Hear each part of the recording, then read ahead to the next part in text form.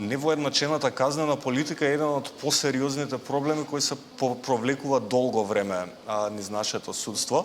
Факт е дека може да најдете многу пресуди за многу различни кривични дела кои што се разликуваат. Факт е и дека секој случај треба да се третира како посебен индивидуален случај, да не се прави споредба со другите, меѓутоа тоа не значи и произволно одредување на казната. Само да надополнам, конкретно мислам на сообраќајни прекршоци со смртни последици на прегазени пешаци или велосипедисти на пешачки преми.